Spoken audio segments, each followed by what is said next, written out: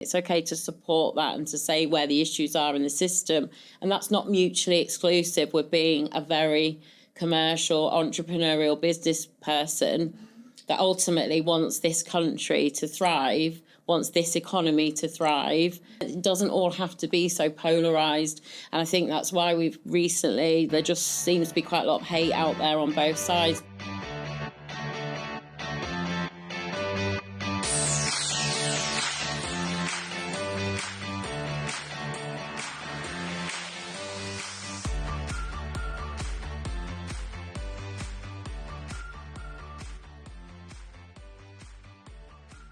Hello and thank you for tuning in to the Yorkshire Business Podcast. Today I'm sitting down with the absolute powerhouse that is Hannah Strawbridge from HanLaw and Inspire Legal. My name's Chloe, I'm the founder of OneSource HR and I'm the host of the Yorkshire Business Podcast. My name's Hannah Strawbridge. I'm the CEO of what was HanLaw and I'm now a director of Inspire Legal Group, which is a full-service law firm. I'm not originally from Yorkshire, but I do class myself as an honorary Yorkshire woman. I've been here 15 years. I live in Halifax, absolutely love it, and don't intend to leave. I love it up here. I love Calderdale. I love the people. Everyone's so friendly, straight talking, and I found it a really good place to do business as well. Yeah, lovely.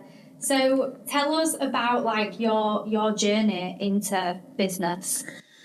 Yeah, so I'm 45, so I've been a qualified employment solicitor for more than 20 years.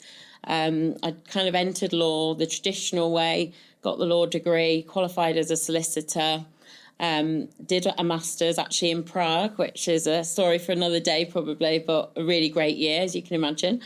And from there, I worked in various law firms. I've worked for some of the big law companies. I've worked within a big HR consultancy. And I worked in-house for a large care organisation as in-house solicitor as well. I always fancied doing something myself.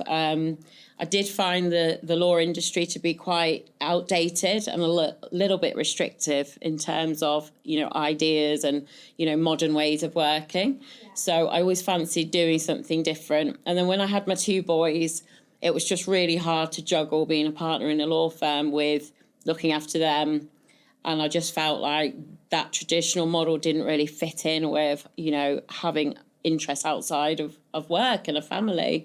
So that kind of spurred me on really to just hand in my resignation. I've been wanting to do it for a while and I was just struggling with trying to juggle everything. And I just thought, enough's enough. So I put my resignation in.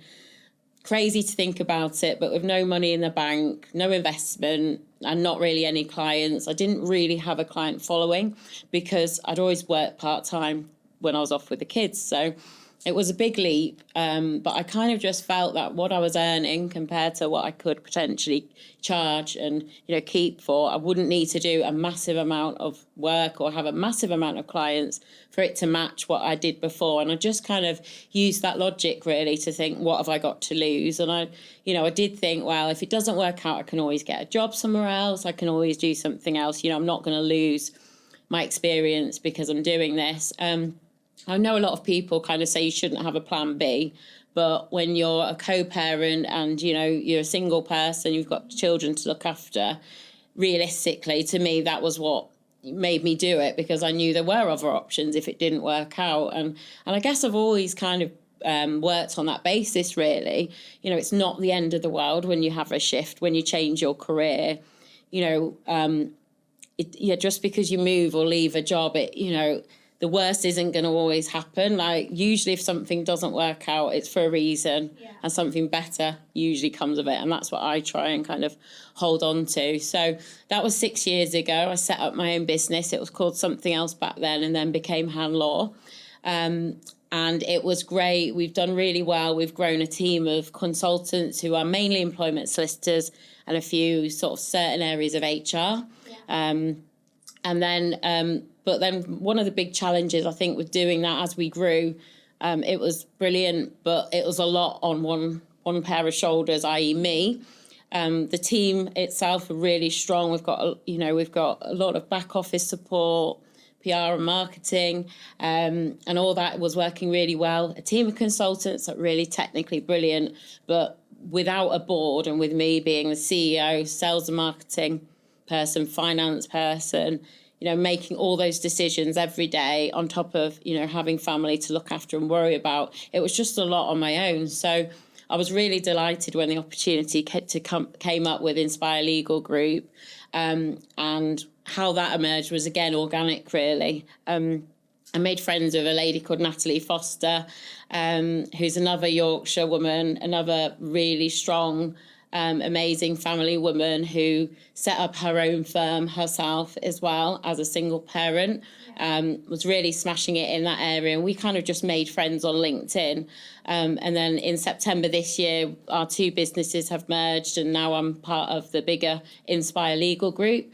And that's just amazing for me, really. It's just an achievement in itself for me. Working together in this way is just going to open up more opportunities for us, for the team. And I just like the feeling of having, a bigger team now, and just more support for me personally, and for me to grow my business and focus more on what I do best at. So I love stuff like this. I love sales and marketing and building relationships. That's my number one, I would say, skill, or the thing that I enjoy. And I still do technical legal work as well. So this is enabling me to go back to focusing on that, rather than things like the dross of the business that I call that no one really wants to do, but it's really important. And I'm not really a numbers person. I don't really like the finance side. I'm okay with, crunching a few for strategy, but I don't want to be really doing that day-to-day stuff. That should be someone who's better at doing that and more of a details person. So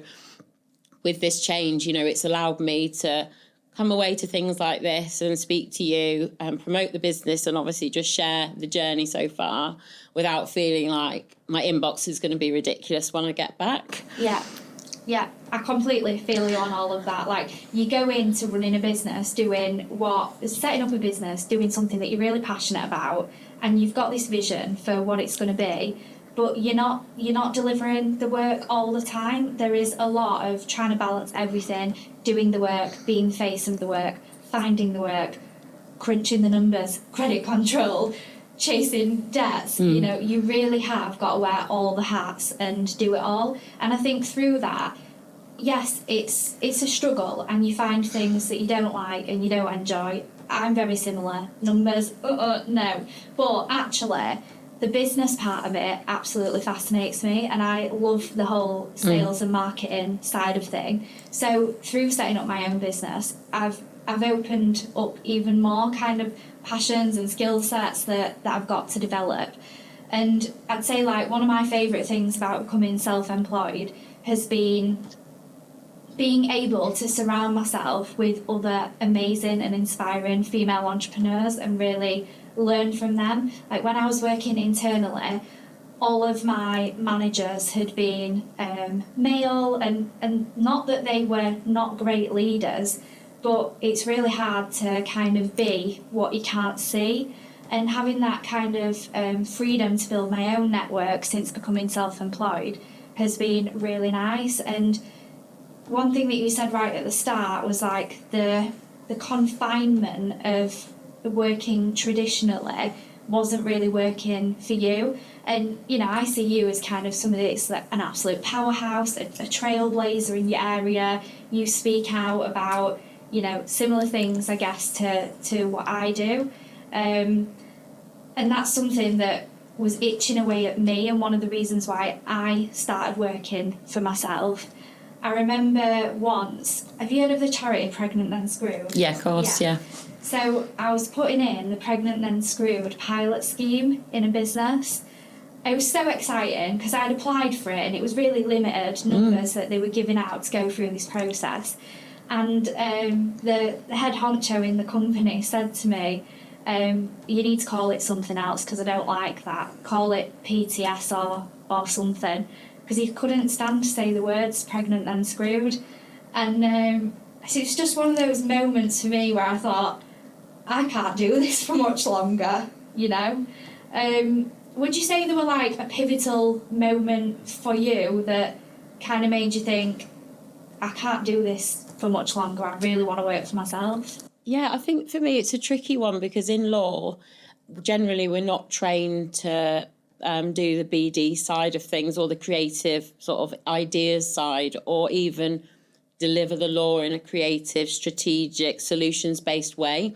It's very, very technical still. And unfortunately, that means a lot of the lawyers, you know, certainly previously in my career that I saw, didn't know any other way, but they're very much, this is what the law says. And that was kind of, you know, and then charge a few grand for that piece of advice. Whereas I was much more kind of, I did feel different in that I didn't feel like I ever fitted in because I was much more, I guess, myself and jokey with my clients and just building those relationships just naturally, really, not in a fake way, but just not feeling scared to be myself. Yeah.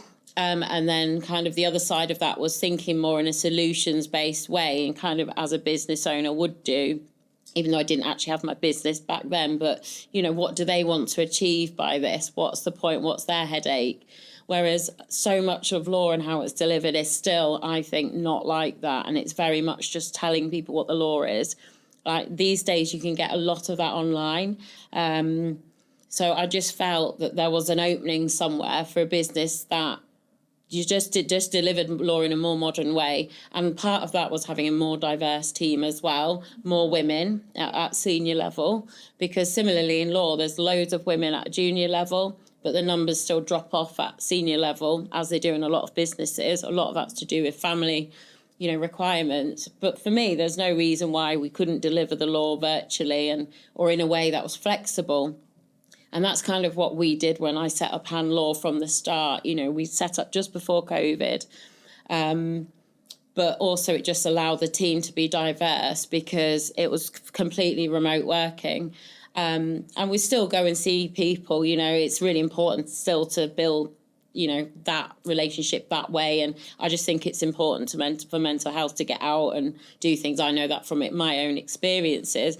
But equally, there's a lot of law that can just be done around, you know, the school run, around, you know, there's someone in my team that's a great British triathlete. You know, she doesn't have children, but she wants to train around certain, you know, the client work, and clients are fine with it. You know, there was always this big myth that you have to do a 9 to 5 and you have to work those hours or clients won't like it. In fact, clients are gaining from the way that we work because, yeah, I will pick up something at, you know, on the weekend or 9 at night if they need me to, but I'll equally say to them, I've got to go to my son's football match. And there doesn't need to be a big taboo in business to pretend that you don't have a life outside of it. Yeah. Obviously, if there's something that urgent that needs doing, we do it. And, you know, we've only had testimonials from our clients. And to be honest, that being real about your life and yourself is something that law's been lacking, I think, particularly where I think you're a female with children as well. It's, you know, it was never easy to do that. Obviously, that was my own choice. But, you know, we've lost a lot of brilliant women because they felt they couldn't get to partner level because of other commitments. And there's just no need for that to happen.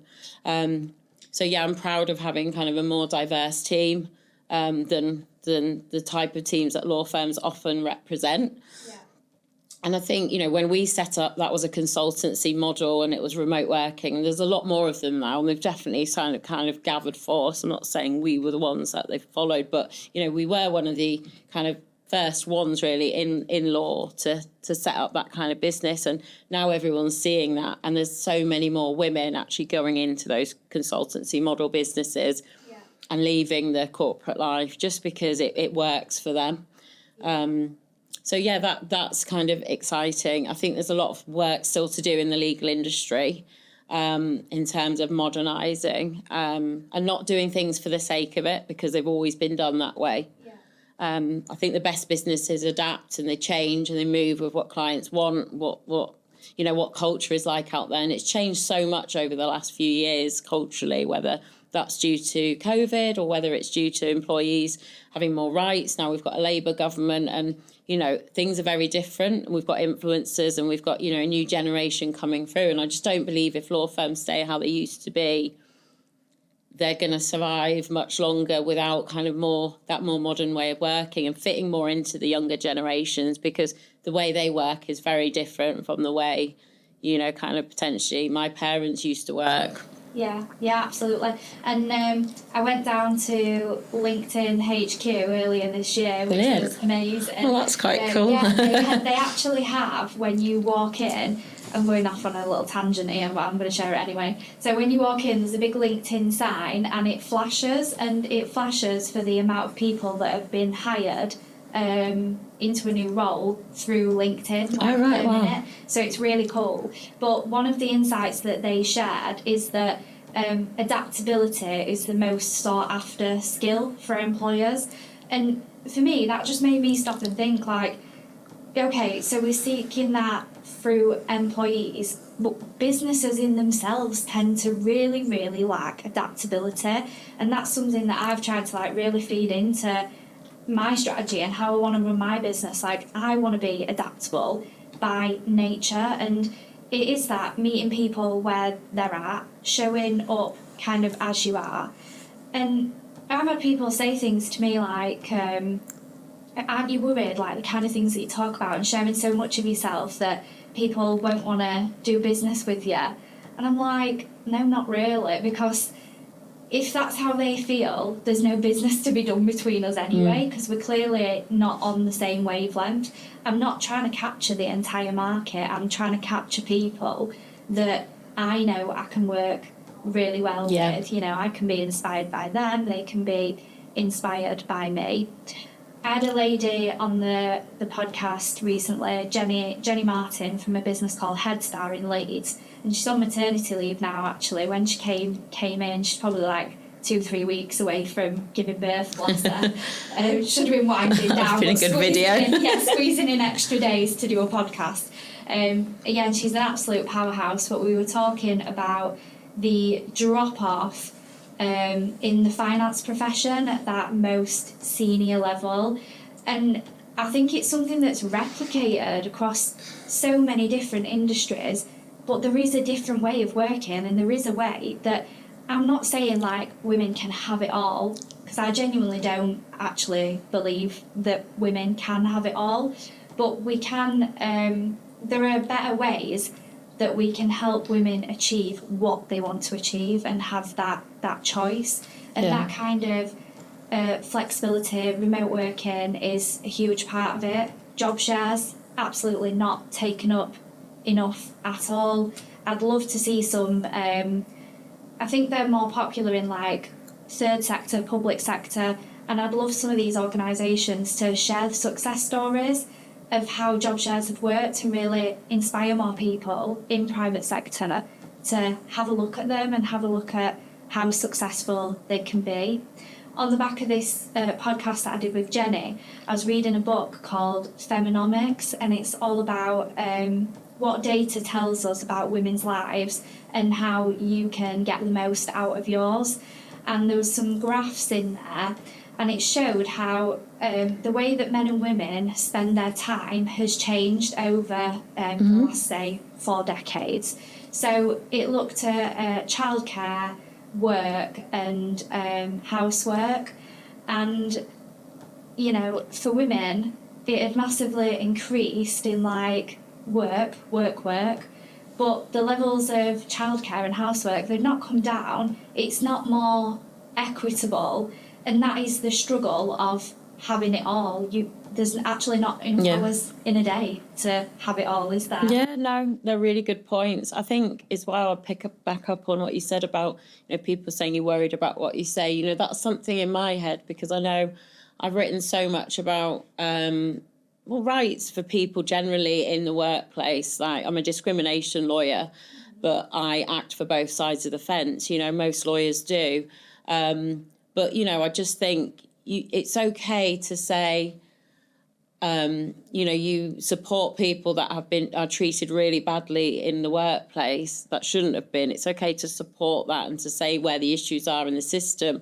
And that's not mutually exclusive with being a very commercial, entrepreneurial business person that ultimately wants this country to thrive, wants this economy to thrive, and wants to encourage people to, you know, to enjoy what they want to do in careers, to build business, to set up their own businesses. You know, that is as important to me as talking about people that have been discriminated against. So I think there needs to be something to say, just because,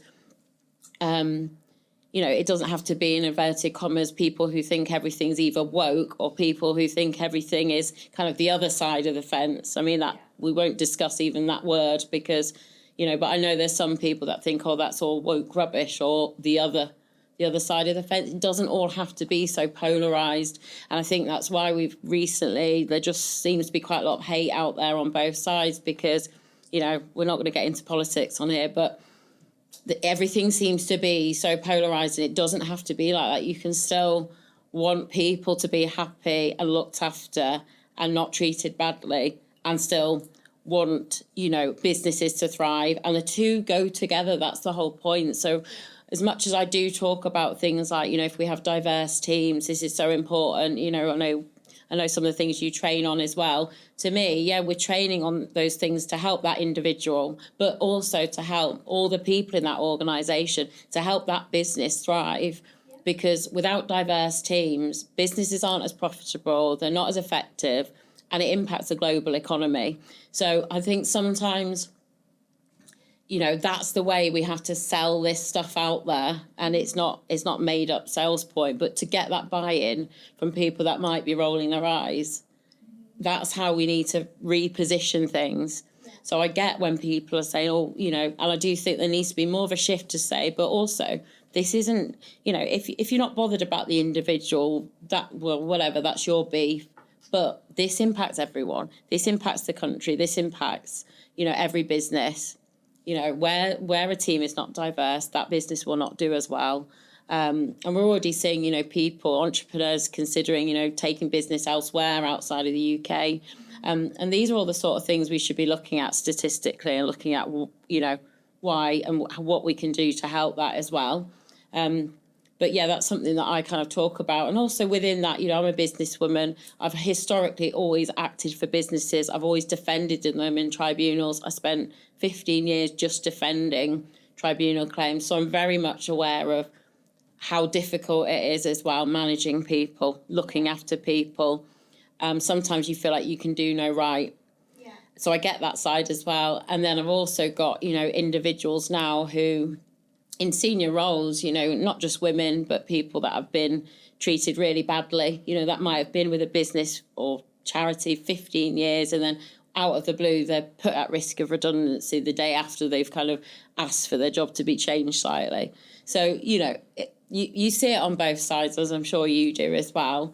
Yeah. And I think that's important. And let's put it out there like that. But I think people need to be a bit open-minded about what we're talking about. Yeah, definitely. I love everything that you said there. Like you've summarised it so amazingly. There's duality to everything. You can be really ethical and also really commercial. There is that link between people, performance and profit. And just because you want to actually doing the right thing, it does drive profitability. Caring does drive profitability. That's kind of the bottom line, isn't it?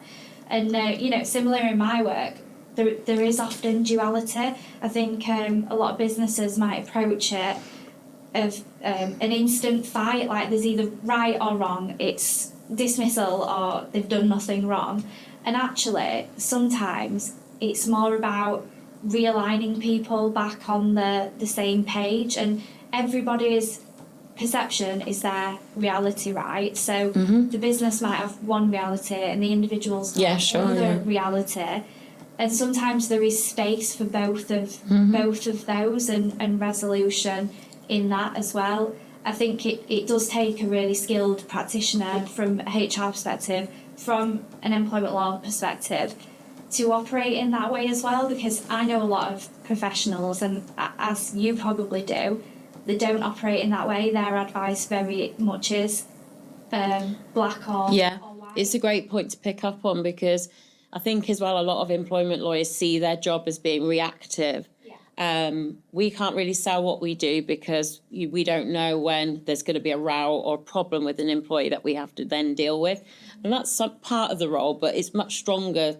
We should be acting more as more HR people do, being proactive, making sure you understand the client, their workforce, where the issues are, where there might be legal sort of holes. And if there is an issue, the route doesn't just have to be a grievance, deal with that, then they leave, and then there's a tribunal. There's other routes. And I think, especially in this day and age, there needs to be more of that. We've got qualified mediators in our team. That needs to be something that's more pushed forward, rather than just the grievance route as well, which doesn't always end well, does it? And, quite often ends in a settlement agreement.